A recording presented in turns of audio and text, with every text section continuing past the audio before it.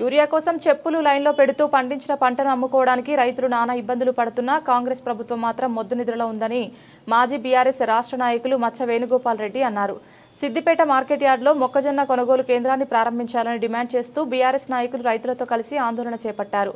సిద్దిపేట వ్యవసాయ మార్కెట్ యార్డ్లో మొక్కజొన్న రైతులు పంట అమ్ముకోవడానికి 20 రోజులుగా పడిగాపులు కాస్తున్నారని అన్నారు. ప్రభుత్వ కొనుగోలు కేంద్రాలు ప్రారంభించలేకపోవడంతో రైతులు తమ పంటను దళారులకు అమ్ముకోవాల్సి వస్తోందని ఆవేదన వ్యక్తం చేశారు.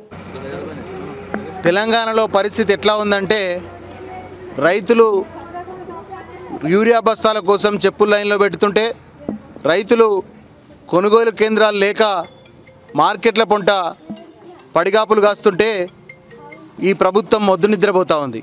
ఈ ప్రభుత్వానికి జిమ్మిక్కులు చేయడం, అనవసరంగా లేనిపోని కథలు పడడం తప్ప ఇవాళ రైతుల పట్ల చిత్తశుద్ధి లేనటువంటి ఈ కాంగ్రెస్ ప్రభుత్వం, రేవంత్ రెడ్డి ప్రభుత్వం ఇప్పటి వరకు దాదాపు 40-50 రోజులుగా మక్కలు మార్కెట్లకు వస్తున్నప్పటికీ మక్కల కొనుగోలు కేంద్రాలు పెట్టకుండా తాత్సారం చేస్తూ ఉంది. దానివల్ల ఇప్పటికే లక్షలాది క్వింటాళ్ళ మక్కలు మరి దళారుల పాలైంది. దాదాపు 1400 నుంచి 1800 రూపాయల వరకు మాత్రమే అమ్ముకొని రైతు మరి వెళ్ళిపోతూ ఉన్నాడు. కొనుగోలు కేంద్రాలు ప్రారంభిస్తే కనుక కేంద్ర ప్రభుత్వ నిర్ణయం మేరకు నిర్ణయించిన మద్దతు ధర ఎంఎస్పీ రేటు 2400 ఉంది మక్కలకి ఈరోజు. అట్లాంటిది రైతు 1400 నుంచి 1800 వరకు అమ్ముకొని పోతుండంటే మీరు కొనుగోలు కేంద్రాలు ప్రారంభించకపోవడం వల్ల దళారుల పాలవుతూ ఉంది. ఇవాళ ఒక్కొక్క రైతు లక్షలాది రూపాయలు మరి లాస్ అవుతూ ఉన్నాడు. దీన్ని వెంటనే గ్రహించి మరి కొనుగోలు కేంద్రాలు ప్రారంభించాలని గౌరవ మాజీ మంత్రివర్యులు సిద్దిపేట శాసనసభ్యులు హరీష్ రావు గారు మరి ప్రభుత్వానికి లేఖ రాసిండు.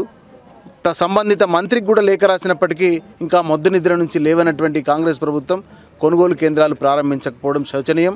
ఇవాళ రైతులు చాలా ఇబ్బందులు పడుతూ ఉన్నారు.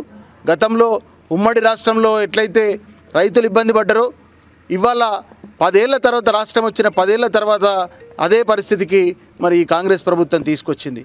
ఈ కాంగ్రెస్ ప్రభుత్వం చెప్పుల లైన్లో పెట్టుకునే పరిస్థితిని మళ్ళీ పునరావృతం చేసినటువంటి ప్రభుత్వం. ఇవాళ మద్దతు ధర లేనటువంటి రైతులు ఏడుకోకాడికి అమ్ముకొని పోయేటువంటి పరిస్థితి తీసుకొచ్చింది ఈ కాంగ్రెస్ ప్రభుత్వం. సమయానికి యూరియా బస్తాలు లేక, సమయానికి కొనుగోలు కేంద్రాలు ఏర్పాటు చేయక, సమయానికి పూర్తి స్థాయిలో రైతు బంధు ఇవ్వక, మరి 2 సార్లు రైతు బంధు ఎగ్గొట్టినటువంటి ఈ ప్రభుత్వం రైతులను మోసం చేస్తూ ఉంది.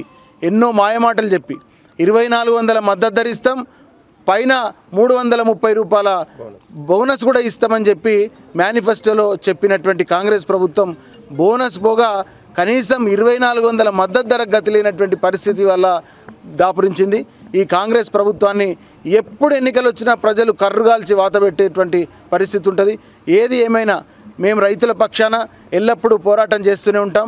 ఒకవేళ కనుక వచ్చే 2 రోజుల్లో మక్కల కొనుగోలు కేంద్రం ప్రారంభించకపోతే తప్పనిసరిగా మరి మేమంతా కూడా బీఆర్ఎస్ పార్టీ నాయకత్వంలో కేసీఆర్ గారు, హరీష్ రావు గారి నాయకత్వంలో ఉద్యమించడం తప్పదని చెప్పి కూడా ఈ సందర్భంగా ప్రభుత్వాన్ని హెచ్చరిస్తూ ఉన్నాం.